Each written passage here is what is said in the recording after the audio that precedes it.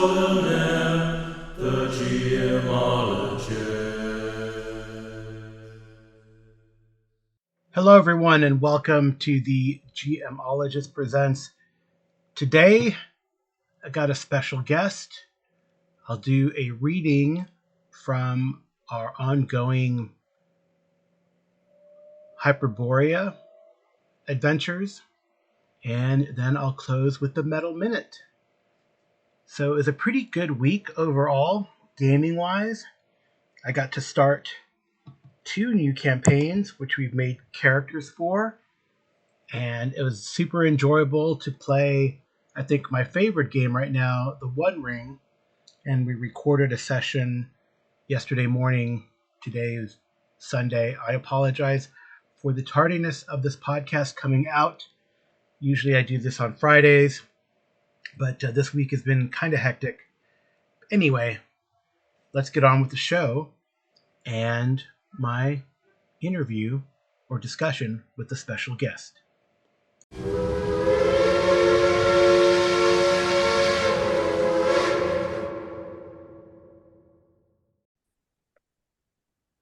Hello, everyone, and welcome to the Geomologist Presents.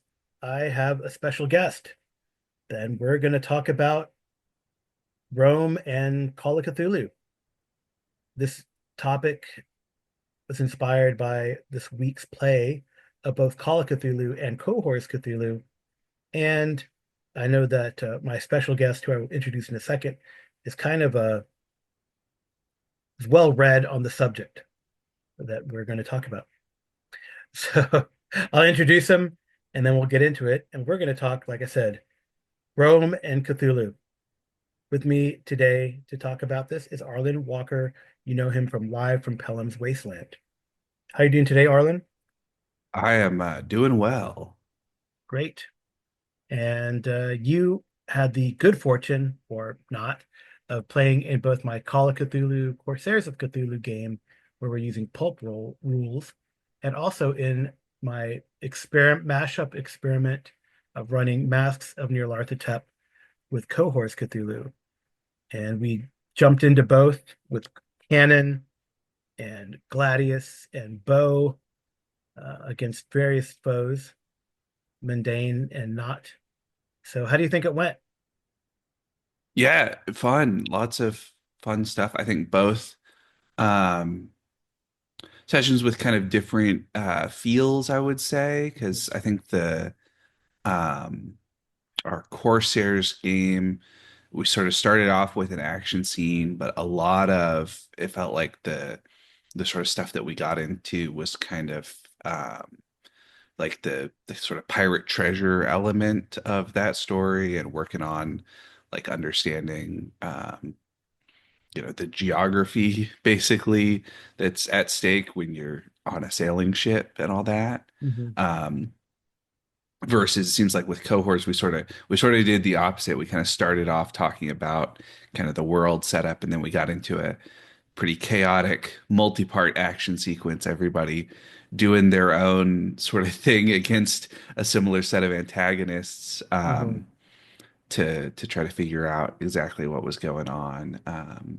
But yeah, both fun sessions and different, of course, because of different rule systems, right? The Right. Corsairs playing with essentially a slightly modified version of Pulp Cthulhu, Call of Cthulhu, and then Cohors is an adaptation basically of Modiphius's 2D20 system as it appears in Octon Cthulhu, which is their World War II mythos horror game. And then Cohors is that system adapted for Roman era adventures. So Right. it's sort of a further development. But that's a very, also very, very pulpy, but in a different way, right? Yeah. Yeah, I feel like Call of Cthulhu has more defined rules, and the pulp is like addition, right? That still sticks with the base rule, right? You don't modify the percentile dice or anything, but Yeah. it kind of, and it just makes you tougher and gives you a little bit more ability to withstand the quote unquote horrors. Whereas Cohorts Cthulhu and Octoon Cthulhu are just pulp from the ground up. you know? Yeah. Yeah. And Well, and even I think Pulp Cthulhu, it's interesting the way that like I think they've struck a good balance of the pulpy feel still in a fairly dangerous world. Like, mhm, I mean, you have a little bit more, you have basically twice as many hit points, which means that you probably won't be like instant killed with one shot, but with two, you might be, right? You might go mhm, down to zero with basically two hits. So you mhm, kind of have enough. Um, enough margin that you can sort of throw yourself into danger a little bit more, but you can still get over. I mean, we played in the Secrets of Marseille game. My character, who was not too much of a combatant, but he got pretty immediately overwhelmed in the fight outside yeah, and of a the gun battle. hotel Yeah. in a gun battle. Just because of, I mean, they also do, I think, Cthulhu Call of Cthulhu, they do a good job of modeling basically like gun suppression effects hmm because of the way they do taking cover. Yeah. Um, that taking cover, diving for cover is really useful for not getting shot, but obviously, as in real life, when you're, head down trying not to get shot, you're not actively doing anything, and so you can get overwhelmed hmm by essentially just not being able to kind of actively respond because you're busy defending yourself. And I think as opposed to like I think cohorts, um, in particular, especially if you have characters that are statted up for it, like my character is not pure combat monster, but he's got a lot of combat stuff. And so like between his brawn and his armor, he's going to be pretty hard to do that much direct stress damage to immediately, and he's got a really high because he's got a really high combat skill. He's really tough to damage in melee combat because he can essentially strike on the enemy's turn when they try to attack him, which is part of what happens. So Yeah. Yeah. different different Different vibe. flavor. Right. Yeah. Yeah. I guess and maybe like my idea, I guess, too, is Masks of Nyarlathotep is supposed to be incredibly deadly. And the recommendation now in the new uh, rendition is to run a pulp game, so you Hmm. have some sustainability. But I think in the mashup, I think with cohorts will work because these characters are pretty sustainable, right? Yeah. They can hold their own. I think even the non-combatant, you still got a stress tracker. You can still take take some hits right before you go down. I mean, Yeah. it's still like only three hits, and depending on how, I mean, you're not going to stand up to like some monster type creature 'cause it's gonna hurt when it hits you. So Yeah. but still, I think it gives you, I guess, a feeling of staying power, I guess, for Yeah, lack of well, a you've better got term. more of like cohorts, like Octon kind of builds in the idea of this sort of pulpy feel of like a character can go down and not be dead, basically in rules as written. And Pulp Cthulhu has some of that in that you can go down and be dying, but you need medical assistance pretty quickly versus cohorts. It's much more of the pulpy, like, oh, they were, you know, disappeared in the explosion, but they're back next time with an eye patch type thing, You're right? right, right. Yeah, which you can do in Pulp Cthulhu, but you have to spend some resource to do that, right? Yeah, Spend some of yeah, that the meta currency that they use, the luck. But yeah, sometimes you can burn through that luck and not have enough, so you can. yeah, Yeah, yeah. I guess you're slightly more squishy in like Pulp Cthulhu. yeah, Yeah. yeah, So like I said, I did this mashup um, of of not just cohorts with masks, which is nominally a Call of Cthulhu 7th edition game, but also setting it back in time, not in the 1920s as written, but in the Roman era, specifically second century, or near mid second century. So how do you think? I mean, I know we've only had a taste like of two sessions, but how do you think it's going, or how do you think it went, or is it does it work, right? yeah. I think it works. I think it makes sense in a lot of ways in terms of right. You have a lot of kind of not necessarily modern, but things that we would recognize a version of in modernity in an ancient world that is Roman controlled, right? That you have the same sort of right, like access to the assumption of it's easy to travel, right? There are Mhm. highways and there are taverns along the highways that cater to travelers, and Mhm. the state has a vested interest in keeping those lanes relatively easy to travel. Obviously, it's not the same as jumping on a plane and doing your like Indiana Jones travelogue thing. It's a Right. little more arduous for the people who are actively traveling, but still the concept of like a fairly well connected world, the idea of also I think um, it's almost a different version of what I remember somebody was talking about the idea of like why the 1920s and 30s are so much fun for RPGs is because they are like basically the real world version of the kind of dying empire concept Mm. that it's the the imminent collapse of civilization in World War II is sort of on everybody's minds, basically. And I think in the same way, right? Obviously, the second century Roman world it does not have quite the same thing going on, but that sense of the kind of the empire that has lost some of its vigor over the years is a real factor in that also, Mhm. right? Yeah, I think they're at the height of their size at this point, right? They don't Yeah, expand much after. So we're in the rule of Hadrian, for those that are keeping track. And it was Trajan who got them to, that was the emperor before, that got them to the full extent of the size of the empire. And then slowly it gets eroded, right? yeah. Especially after the what they call them, the great rulers, the those like so Hadrian, and then after him the guy from who was in Gladiator, uh, right? Marcus Aurelius. Marcus Aurelius, and then after Yeah. that, yeah, after that it becomes like not so good. So, Yeah, yeah, the Antonines as kind of Antonines, yeah, that's it. the height of the empire as the sort of imperial project, Hmm. basically, and that Right. over time you'll end up with more and more, right, the state more and more strained, less able to pay for the army in particular, less able to continue like conquering territories until eventually all of that starts to fall apart, right? So, Yeah, and it's interesting. So, like, Cohorts Cthulhu is set during the reign of Marcus Aurelius, um, from based on when we're setting it about 35, 40 years later, right? So that's there at the almost at the apogee. Is that the right word? mhm, Apogee before the fall starts in a way. So I think it's kind of interesting. So we're there, but people are still very, I would say, optimistic about the empire, mhm, and not like, oh my gosh, this yet another war on the German front, right, on the front of Germania, right? That's what just yeah, what starts happening uh, uh, during Marcus Aurelius's reign. Right now, Hadrian is actually, I think I misspoke. Hadrian is not. Someone said, oh, he's building a wall.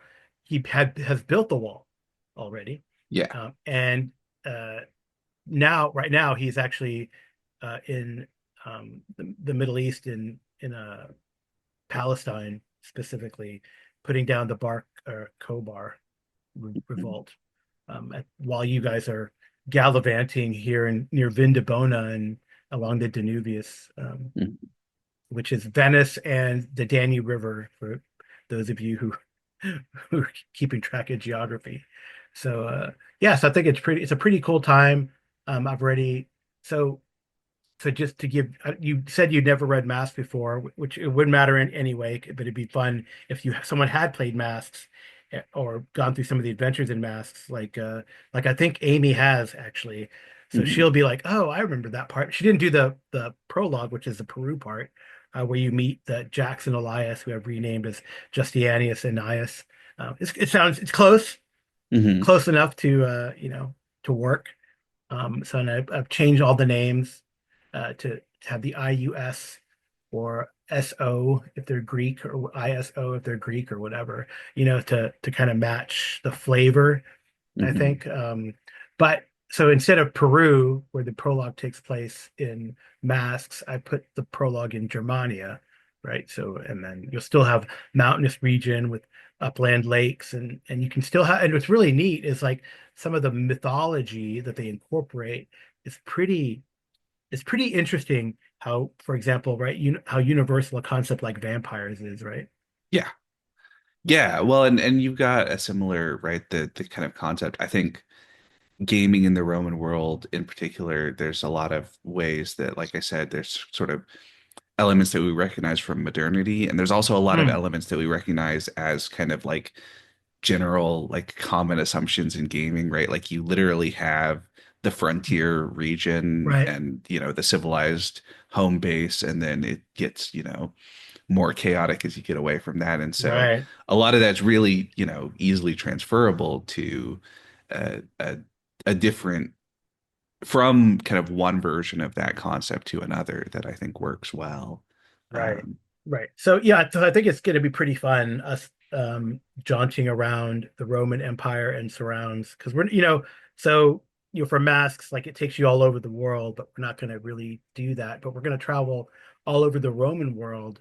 Um, and say for so I think this won't be such a spoiler, but I don't want to spoil it too much for you, Arlen, where where I kind of change where we're going to the mhm. different regions. But for sure, for example, like the first chapter that starts out in Masks is takes place in New York, and I'm gonna start it in Rome, right? The center Yeah. of the civilized world. That makes sense, Yep. right? So, Yeah. Yeah. so I think it'll totally work. You're right. There are kind of it's not so hard to find modern parallels. I mean so basically, right, in New York, right, it's kind of a lot of focus on Harlem, um but um but not the nice parts of Harlem.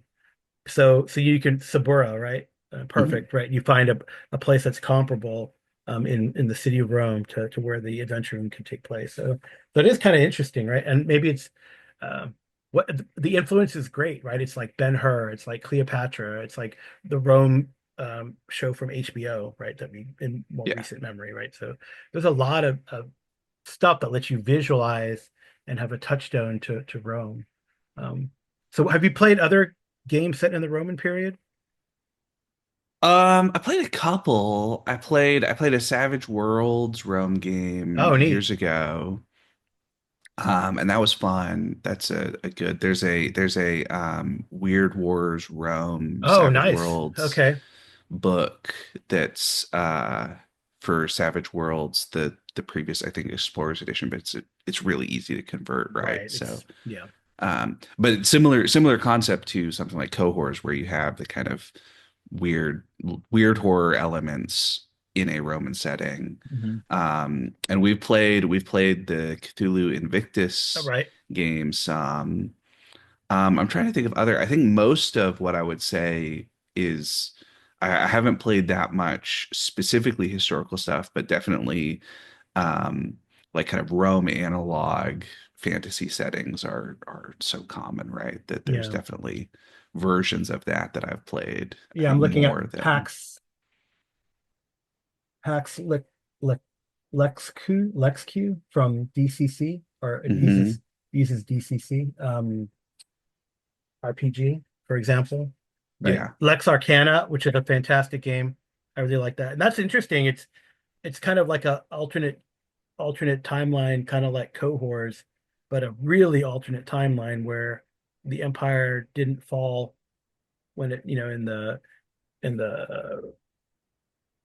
the mid fifth century, right? yeah, So I think it's pretty interesting. I don't know if yeah. you've That looked at that. that reminds me, there's a book that I read years ago that had a concept that I think would be really fun. Hmm. The book is all basically about kind of alternate history around Roman history. And some of it is fairly small, like, well, what if, this specific historical figure, right? What if Julius Caesar hadn't been assassinated Mm. in 44 BC on the Ides of March and had instead been around to do all of the kind of political reforms he was talking about and all that? Fairly simple difference. But one of them that I thought was a really interesting kind of idea that just gets sort of touched on a little bit is this idea of like, okay, well, what if the Roman Empire in the fourth and fifth centuries, especially in the West, doesn't have the same type of collapse. They're able to fight back the Huns and not kind of fragment nearly as much, able to integrate the various barbarian peoples better. All of the things that we associate with Rome doesn't fall. What might we imagine then? And this sort of very, very rough summary being that because the Roman state is still around in Western Europe, one of the things that happens is that there's a lot more wealth flowing into Northern Europe because Western Europe is in a much better state, essentially. And so you end up with essentially the Viking era happening several hundred years earlier because the, the Viking era is arguably being driven by like population growth and Yeah. centralization of power and all that. And then this idea going even further of like, okay, well, if the Romans were around a lot longer, they might have developed a lot of these technologies faster and stuff. And so it kind of ends with this idea of, well, what if the Romans discover basically transatlantic sailing much, much earlier than happened historically in our world. And so you end up with the Romans invading, kind of similar to the Spanish conquistadors Oh, invading the New wow. World, and then goes even further to go. And then what if you have a similar thing that happens? The Roman legionaries are able to take over all of this stuff in modern day Mexico and Central America. And then because the Viking Age happens earlier, the Vikings go into North America. And so you end up with two kind of superpowers in the Americas that are based on sort of the Viking settlements in the areas of kind of modern day United States and the Roman settlements in modern day Mexico that end up kind of going in a totally different direction. I was like, oh, that's such an interesting That's kind pretty of interesting. way to Yeah. do alternate history way, way out, distant from what actually happened. Yeah, it's pretty interesting. Yeah, it's cool.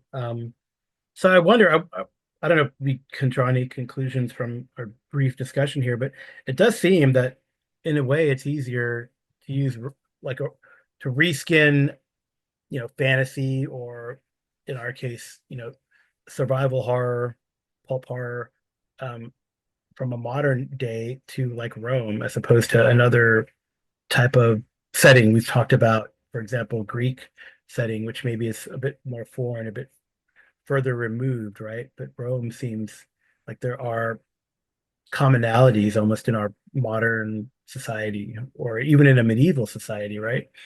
Yeah, I think relative to the kind of standard like quasi-medieval, pseudo-medieval fantasy setting, there's a lot of stuff about the Roman era in the Mediterranean, basically, um, that I think works really well for kind of capturing those default assumptions better. So like one of the common ones is that obviously in basically every fantasy setting you have some type of, or every D&D fantasy setting you have like a common tongue, a common language, because it's really annoying to have to like pick the specific languages that you need to use at character creation.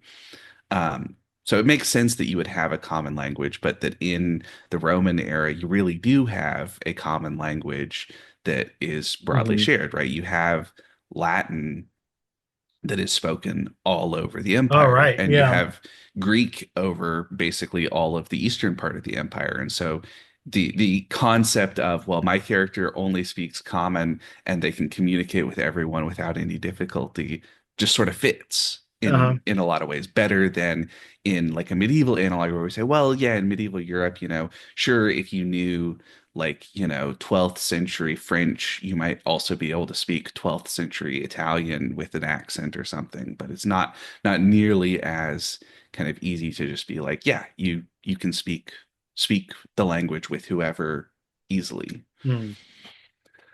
So I think that works.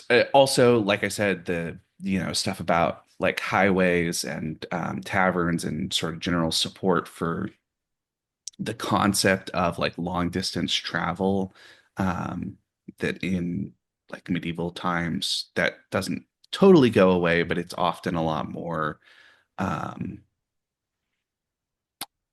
distributed, right? It's like individual merchants who have figured out trade routes versus this concept of like, yeah, the empire benefits from having regular trade from all these disparate places. Um, in the same way, like, I mean, one of the common things that you get into with fantasy settings is the idea of like how does this civilization support itself? So I think about there was I remember a person talking about um, keep on the borderlands and basically saying like something like 80% of the characters listed in the keep on the borderlands are some type of like essentially the equivalent of military or police for their Oh, setting, yeah. Wow. and that's like just way too many to support, right? You can't support 80% of the population like that without basically like importing food and resources and all that sort of stuff in a medieval setting where you have like, oh, it's like a borderland duchy and they need to fend for themselves. That doesn't work as well in a Roman setting where you can just be like, yeah, the empire has this, like Hadrian's Wall. It's a fort out in the middle of nowhere. It's got all of this, essentially geared up to deal with the frontier, but it doesn't need to totally support itself nearly as much because you have the power of the Roman state Mhm. supporting Yeah, um, it's interesting. that setting. So, Yeah, yeah. travel doesn't become so, I guess maybe till after the Crusades or in the Islamic world. I mean, it really doesn't become, that commonplace or Yeah, safe there's even. definitely with like in Western Europe, a lot of like pilgrimages are a big Hmm. thing. And there's definitely travel and trade. It just by comparison, we know that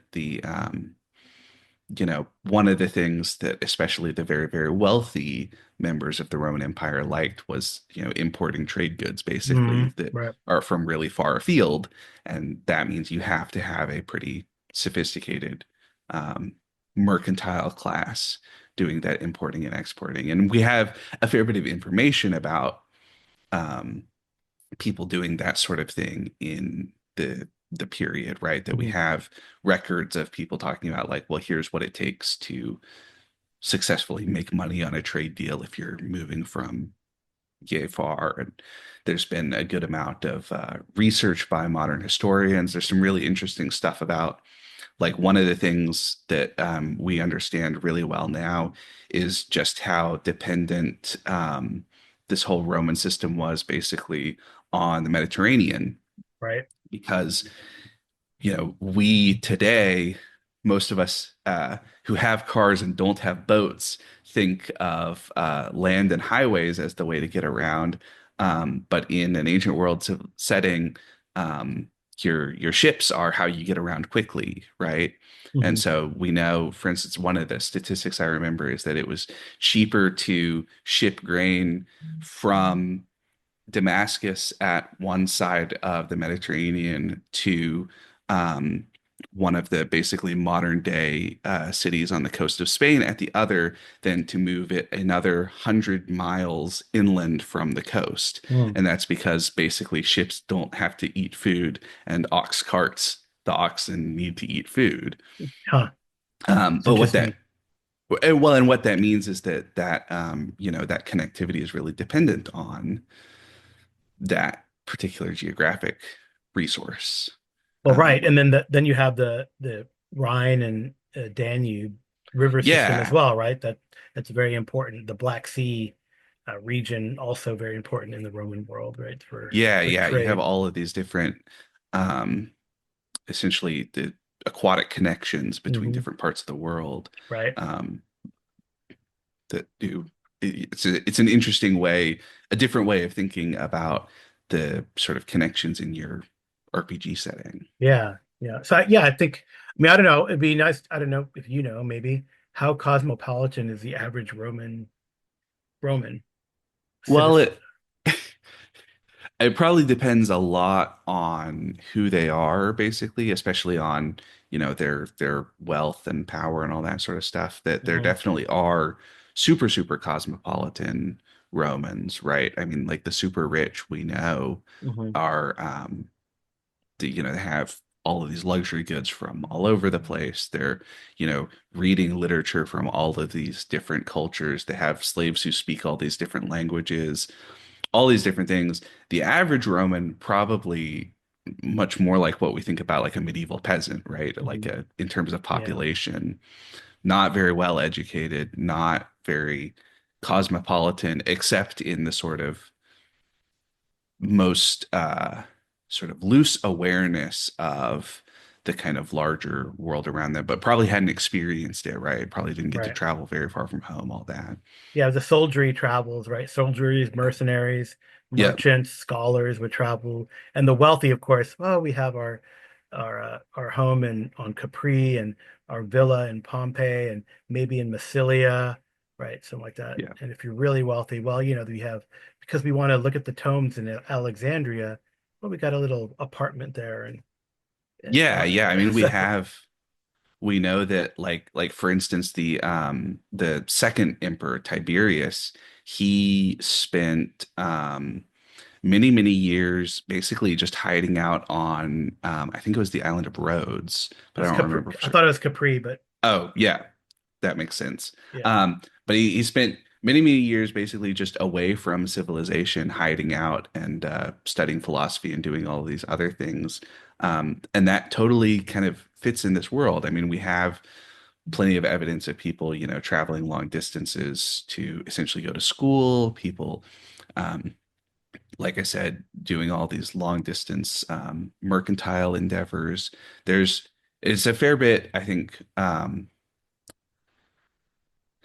Probably has the biggest benefit of being not so dependent on the position of a person's birth for cosmopolitanism that in the Roman world, I suspect, I mean, part of it, it sounds kind of nasty to say, but more than likely there were plenty of Roman slaves who were a lot better traveled than like medieval freemen, yeah. just Hmm. based on kind of the nature of those two civilizations. Um, It's so, interesting. you know. Yeah, well, I just wanted to talk about that just a little bit. Like I said, are there any other observations or suggestions maybe going forward in this mashup, um, or gaming in the Roman world in general? Any uh, requests other than that really interesting game concept of Scandinavian, North America, and Roman South America or Roman Central America? That'd be interesting. Yeah. I guess it'd be a different name. It'd be fun to have it'd be a different name, right? Yeah, yeah, it wouldn't be the Americas because it wouldn't be Yeah, America Vespucci, but right. Yeah, yeah, I don't know. I'm having fun. I enjoyed our character creation session and our first session of cohorts was a whole lot of fun. I think it's going to be a fun yeah, um, campaign. There's a lot of, I think it's a lot like what I was talking about as being a good fit for that kind of like pulpy, adventurous, we've got clearly capable characters, but there's pretty nasty mythos horror stuff yeah, out there that I'm sure we'll run into. And yeah, I had a lot of fun yeah. with that I think it session. should be cool. I also I mean, I think it moves pretty well. Uh, while we're still learning the 2D20 system, but once we, I think, get it down and work through the procedurals, it goes pretty quick, right? And Well, at and least good. and at least the action scenes can go quick once we, Yeah, the action scenes go pretty quick. Also, I think it's really good that I think Cohorts does a good job of recognizing that part of the value of information for players is in sharing that information. And Cthulhu, right? It's perhaps the most famous issue with Call of Cthulhu in particular is that you just roll spot hiddens to try to find things, or spot hiddens and library used to try to find things, and half of the time is just like trying to find information to continue the yeah, mystery. I think Cohorts does a really good job of making it easy for players to get enough information to make decisions about what they want to do in the world right. without totally like revealing everything about the mystery immediately, right? I mean, there's still clearly plenty of mystery in our session, but we Hmm. got from basically just a couple rolls and some momentum spins, we got a good amount of like, oh, here's like actionable things that we want to do in order to take care of all the stuff. And I think that, like I said, compared to sort of the stereotype of Call of Cthulhu in particular, I think that's a really neat thing that they figured out how to do that. Yeah, I think so. I think that that is one of the comments on these investigative type games where if you don't find the clue, you don't go forward. Whereas Yeah. I think the Modifius 2D20 system, it kind of is like it is kind of easier or to get the clues, or you're provided with the clues and you make those decisions. Much like like Trail of Cthulhu, right? The gumshoe Yeah. system, similar. Yeah, But Gumshoe does a similar thing of like you just get information basically for free because I think it recognizes that at least for most players, the interesting part of the game is making decisions based off the information, right, not not trying trying to desperately to find. figure out Yeah, see, how to get the one clue to be like, oh, here's the next thing. Because I think the problem is when all of the difficulty is getting the clues, then I think the game just becomes about, well, follow the trail of breadcrumbs, and it's hard to find the next breadcrumb yeah, instead of like cohorts, even playing just a little bit has felt really very much like, yes, there's clearly all this stuff going on, but we don't have like just one. I mean, like all three of our characters basically did a different thing to try to engage with the mystery as we got into the action scene, which is really yeah, cool. yeah, So I think yeah, that's a fun, I think it's working well. yeah. I think it's working well. All right. Well, thank you so much for joining me, Arlen, and we'll see you, I guess, in a couple of weeks back along the Danuvius. Yeah, yeah. Looking forward to it.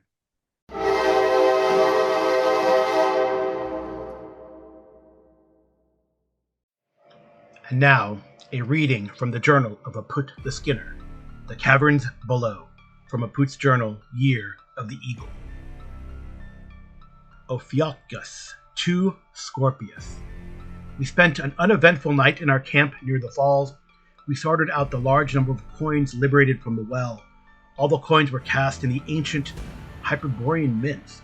Most were copper, more than 25,000, nearly 100 pounds in silver, about half that number in gold, with 300 platinum snowflakes mixed in. At least our ship won't lack the ballast on our return to Fort Thunder. We also examined the liberated tomes in great depth, finding such useful titles as On Proper Scribing in Eskimo, Perfect Pictish Messages, Pictish of course, a discourse on chandlering in Cimmerian, including a crafting formula for constructing a floating lantern, a Viking scroll about an ancient prison, including a map, a Hyperborean ledger detailing shipping routes and various cargoes, and random Godelic book, and a random Godelic book on barrel making. Of the spell books, we learned two previously belonged to cryomancers, both Eskimo. The one was coastal and the other a tundra. A Cimmerian necromancer's black book, 666 demon names and how to summon them without losing your soul. An Amazonian magician's spell scroll, as well as two priestly scrolls penned in Hyperborean. Fortunately, our traveling party's understanding of various languages is a broad one.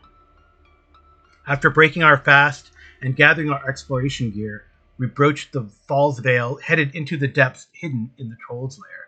What lay beyond the ancient bonefish skeleton, whose stairs wound deep into the mountain, we shall see.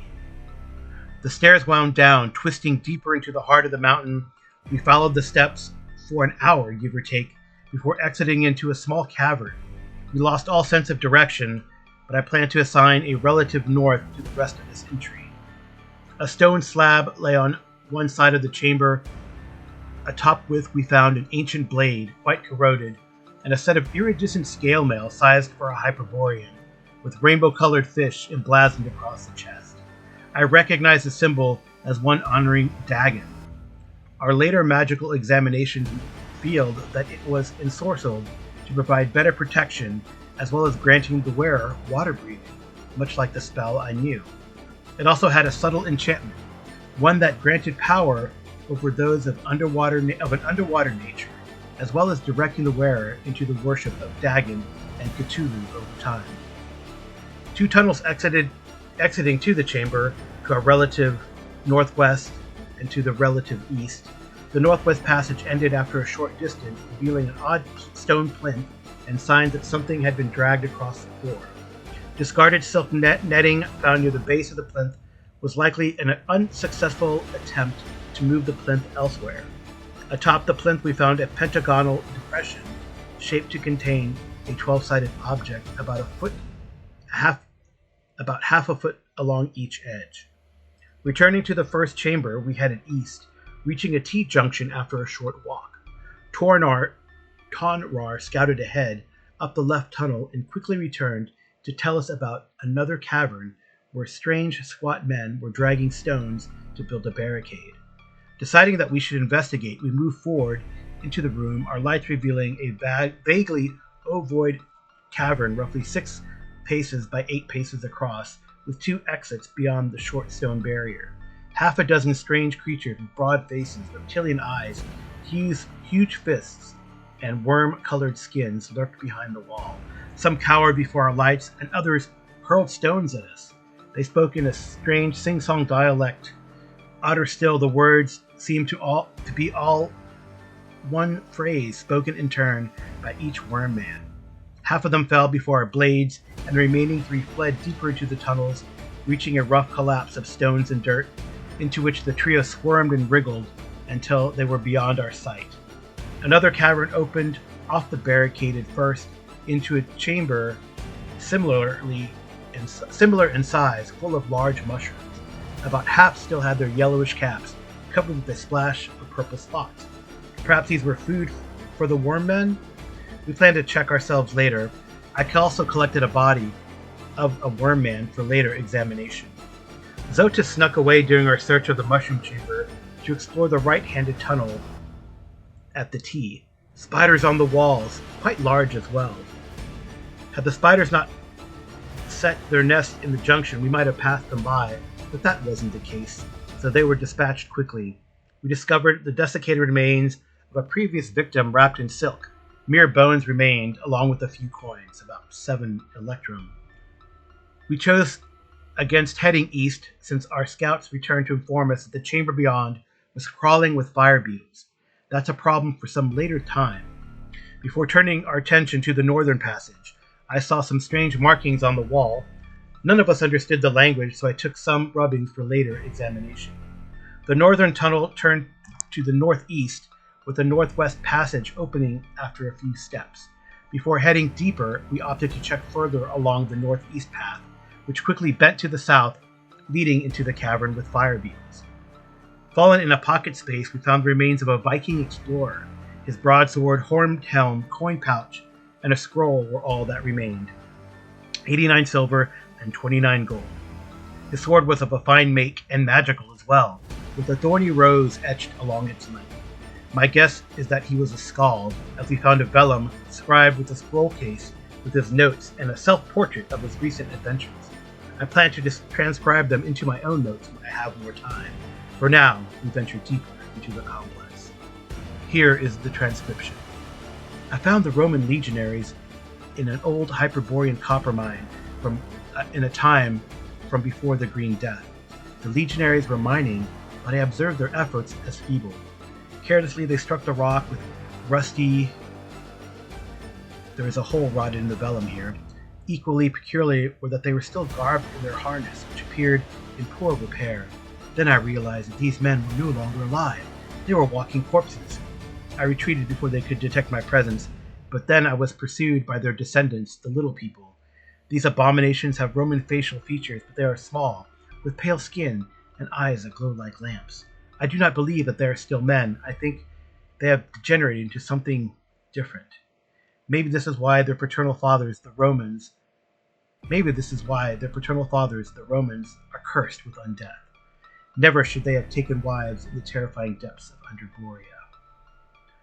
There is a large patch of rot here, and the vellum continues, and it is in a southern cavern of the system. I've heard that it is called the Stygian Stone, a dodecahedron-shaped rock, each of the 12 faces engraved with a curvilinear alien character. The Little People, the cursed progeny of the Romans, revere this artifact. Thus ends the current episode of From the Journal of Aput the Skinner.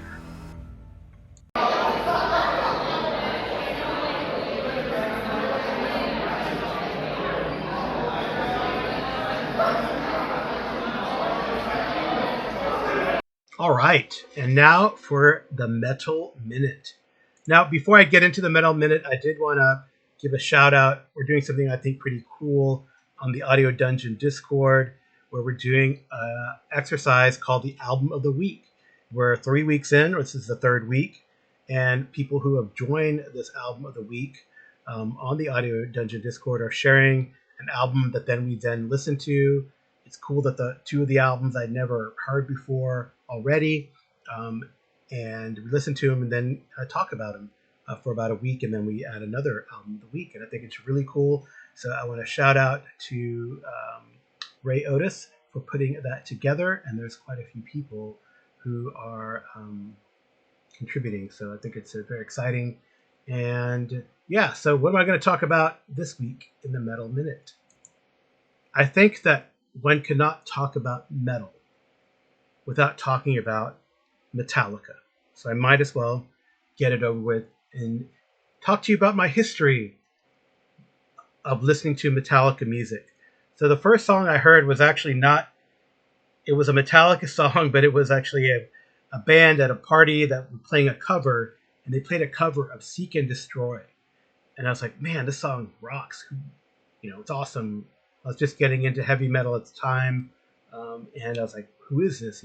I kind of like the sort of British wave of heavy metal, Priest and Iron Maiden, but this was kind of new, right? I mean, they kind of, it was kind of new. It was different. This thrash idea, this kind of punk influenced metal, and though Seek and Destroy is not a heavy thrash, when you listen to the initial offering of Metallica, Kill 'Em All, it does have Whiplash and other songs that are heavily influenced by the punk and the thrash scene.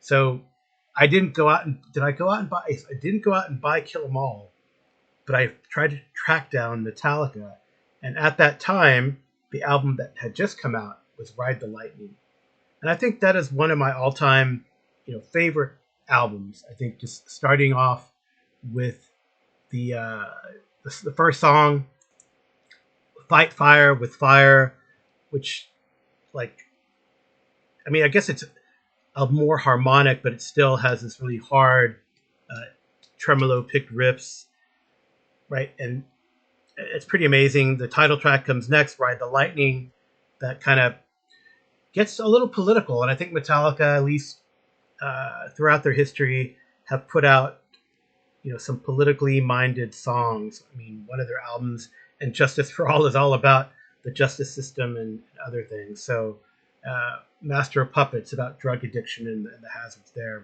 But this one, Ride the Lightning emphasizes the misery of the criminal justice system. Right, it's a death row inmate on an electric chair. Then you got For Whom the Bell Tolls, which is, again, it's kind of it's definitely inspired by Ernest Hemingway's novel that was a horror and dishonor of modern warfare. But and this was one of their single releases from the album. Then we have this sort of Fade to Black, a power ballad with lyrics about suicide, which is definitely a controversial song at the time. It might still be there, right? And they definitely have these songs that are kind of ballads and have something in mind, that are kind of very heartfelt, and they build up, right? So the song begins with an acoustic guitar introduction, and then becomes heavier and faster, ending with multi-layered guitar solos, right? So it's pretty amazing. Side 2, if you have the album or the tape, was started with Trapped Under Ice, which is kind of a scary, like, what if horror type of song, right? And then Escape, which is kind of a slower tempo, but really good kind of conventional song structure, but is definitely influenced by kind of more Journey, Foreigner type of songs. But they did try to get maybe it on the radio, but it really wasn't the other hit. I think the other hit from this was Fade to Black, actually, and Creeping Death, of course, which is it's a biblical song. So the lyrics deal with the 10 plagues Visit Upon Ancient Egypt. And actually, it's one of my favorite Metallica songs, truth be told. And I heard it was a great cover by Corey Taylor, who you know from Corey Tayller and that other band that he's in, where they all put masks on. That's not in my vein. Slipknot, right? So it's pretty neat. It's a Passover themed song, pretty interesting, inspired by the scene from the Ten Commandments, right? So that's kind of interesting. Great song, like I said, one of my favorites. And then finally an instrumental, "The Call of Cthulhu," which obviously inspired by the Call of Cthulhu. So we get back to front and probably apt themed or aptly placed Metal Minute.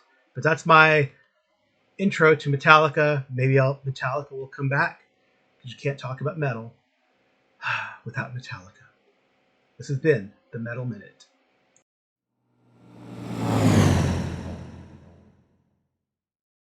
All right. Well, that's it for the show. Thank you so much, everyone, for listening. It's a little longer than I normally want. Well, not as long as some interviews, but that's cool. So, hey, I love feedback. If you like what you've heard, please send me a line or drop me a comment somewhere. There's various ways. I have a SpeakPipe linked to this account in the show notes. You might find the link, and usually it works.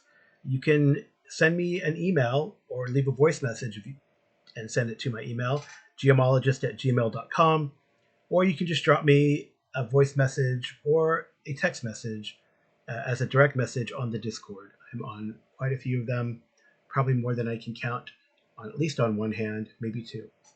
So thank you so much for listening. This has been the Geomologist Presents. There is an advertisement for the Anchorite. We're doing something, the Anchorite zine that we're doing, the APA that we're putting together. I'm still working on my entry. I hope to get it out by the deadline, but you might hear this now and again during the show or at the end of the show. I'm putting it here at the end, and then you'll have the outro. So if you don't want to hear the ad, you can go. But thanks again for listening. Good night and good rolling. You like old school games, so why not talk about them in an old school way with the Anchorite APA? An APA is an amateur press association. Every 6 weeks, you send in a zine filled with whatever inspires you. Play reports, rules ideas, reviews, anything. We compile it with everyone else's into one awesome collection, and you get it delivered straight to you. Physical mail in the US, PDF elsewhere. It's more than a publication. It's a community. Be part of a tradition that's tangible, creative, and fun. Visit sites.google.com/view/Anchorite. The Anchorite APA. Your next great adventure starts here.